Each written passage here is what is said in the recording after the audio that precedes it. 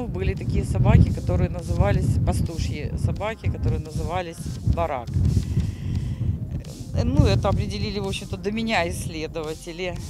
Вот. А свою мировую известность порода получила из имени Аскания Нова, великого зоотехника своего времени, барона Фольксвейна.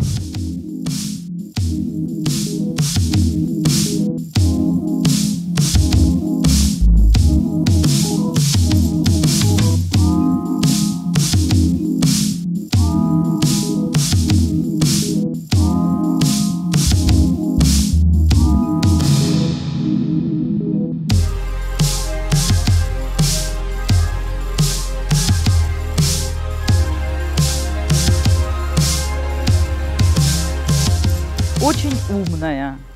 Породным признаком считается, ну, даже в стандарте это прописано, недоверчивость к посторонним. То есть это собака одного хозяина, она не будет там, очень тяжело переносит смену владельца.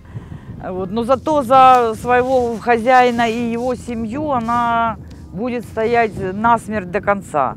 Где бы ни были, он определяет периметр. Квартира, значит, квартира. Любая территория, на которую он вошел, он ее сразу определил и поставил на охрану. Это значит, что без нашего разрешения туда зайти или выйти никто не может.